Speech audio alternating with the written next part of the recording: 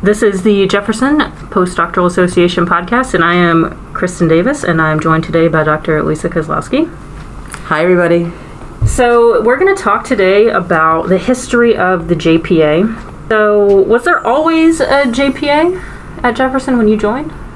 So, no, I actually joined Jefferson to start the Office of Postdoctoral Affairs in 2003.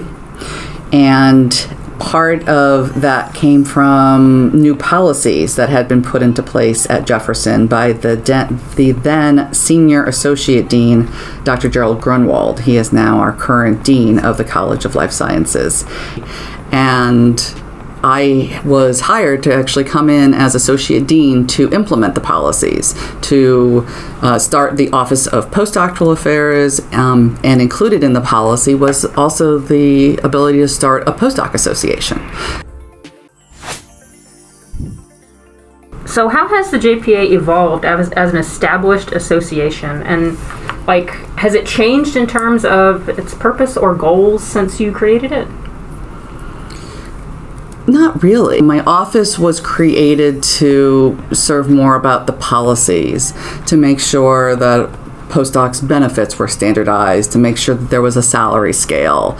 And the Postdoc Association really came in to be the community, to help the postdoctoral fellows at that time, being very isolated in their each individual labs, to really form a community.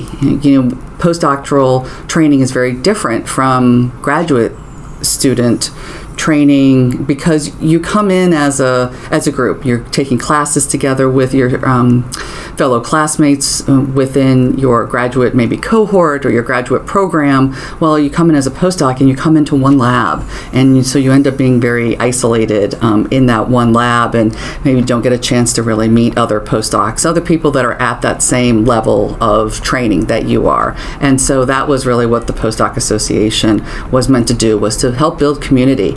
So the Postdoctoral Association really was created for that really social, that community building. And at the time, the dean was Dr. James Keene, and that's what, he said, look, well, I'll give funding for the Postdoc Association, and let's focus it on social events and other ways that we can build community. So those were some of the first types of events that we did. And then throughout the years, there have been lots of different things added on, and it was often because of an interest that one of the officers of the Postdoc Association had and thought it would be helpful for others. One I think of in particular is our Postdoctoral Fellowship Application Program, PFAP. And that was actually created by Dr. Denise Fitzgerald, who was one of our presidents of the JPA, and she was going for a grant at the National Multiple Sclerosis Society, and had someone else in the lab who had already gotten it and felt so much more prepared by hearing what they had gone through. And the grant application actually included an interview, so it helped her do a mock interview. And it was just felt like, we should provide that type of maybe service for other postdocs, and that was how now what's called PFAP was formed. That chance for postdocs that want to submit a grant to kind of learn from other people at the university and our grants administration within our library of how to find grants, what's the timeline for grants, and then from our faculty to learn about how to write a good grant and how to write to your audience and know how to tell that story.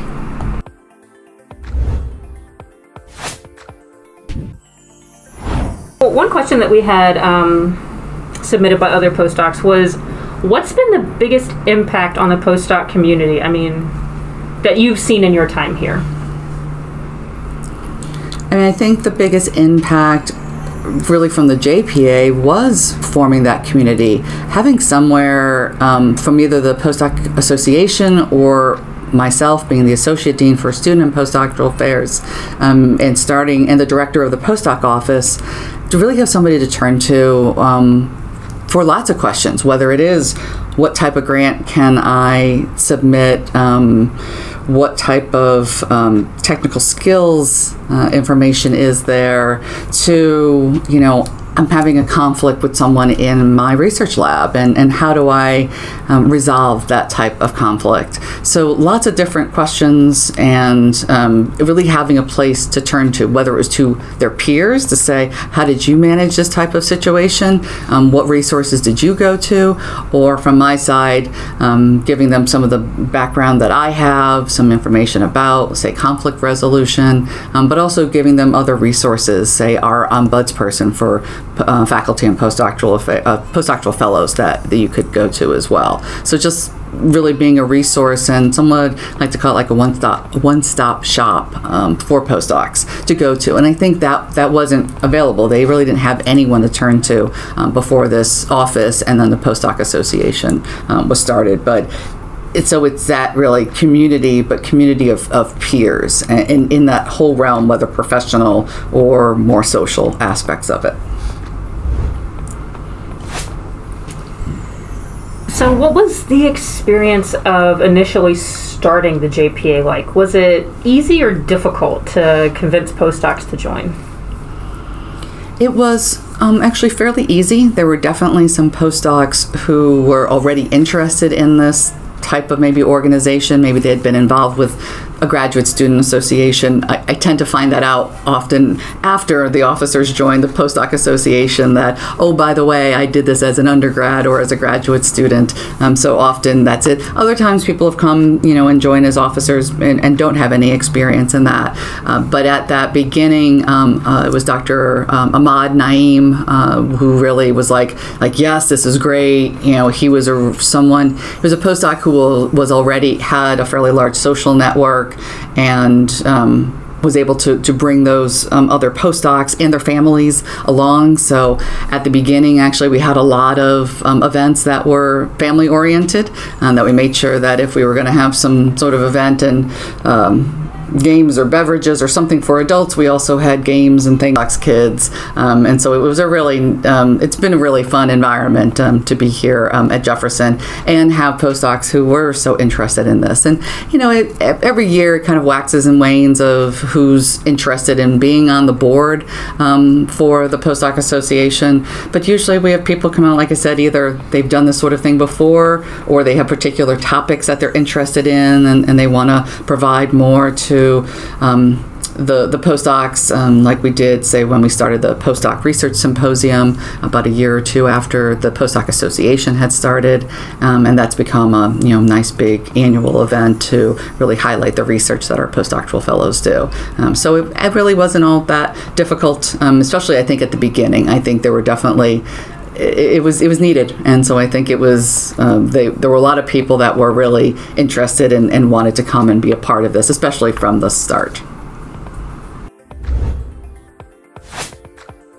So what has been the most challenging experience the JPA has faced over the years? Besides the pandemic, and besides COVID, which has affected everyone, so I'm not really sure that it's but that was challenging, definitely. Sure. For the Postdoc Association. Couldn't do.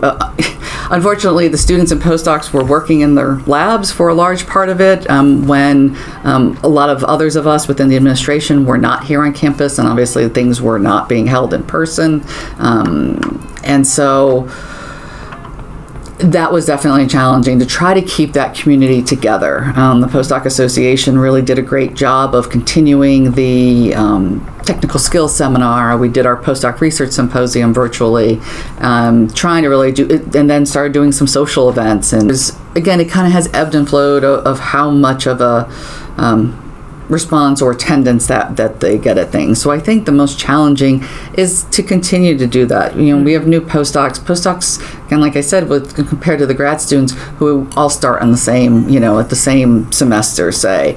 The postdocs don't. Postdocs come in any day of the year, and so the Postdoc Association's done a great job of now doing monthly new postdoc orientations. So at least they get a bit of time with the new postdocs to kind of tell them what they do and hopefully have them get involved with things. But that's not always possible. They can't always attend those things. So I think it's really trying to get more postdocs involved. All right. So do you feel that the the JPA Executive Board is representative of the demographics of postdocs at Jefferson?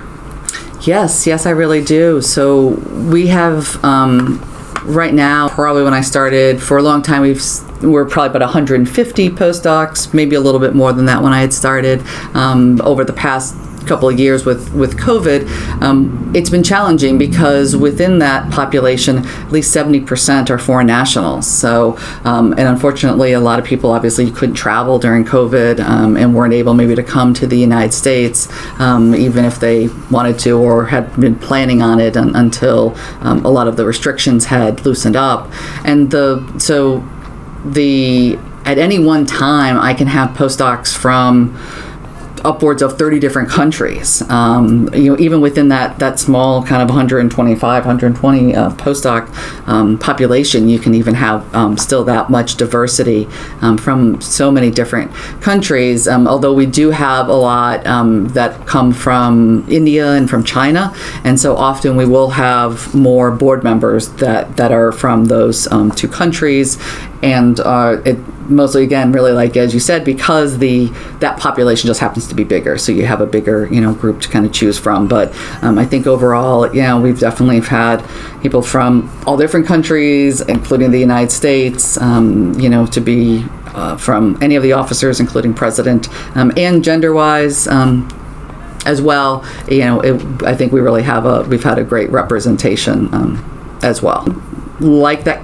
Want that community part, so they want to be a part of this as an officer, so they can really feel a part of that community, and they get to know other people from all different departments across the university, so basic science as well as clinical departments.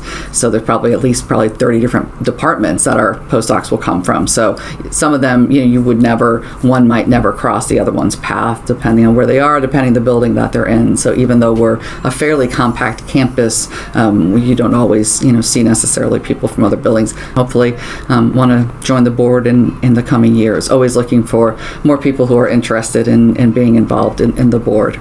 Yeah, and you don't have to hold an office to be involved in the planning of various different postdoc related events with the board. So if you don't have the time to dedicate to holding an office, you can just help out with, say, socials or PRS. Yeah. Right. Yeah. So even just one, and even just socials multiple, even there's just one event that you're interested in working on. So, we definitely take all the help that we can get to just really keep that community feel going for the postdoctoral fellows here at Jefferson.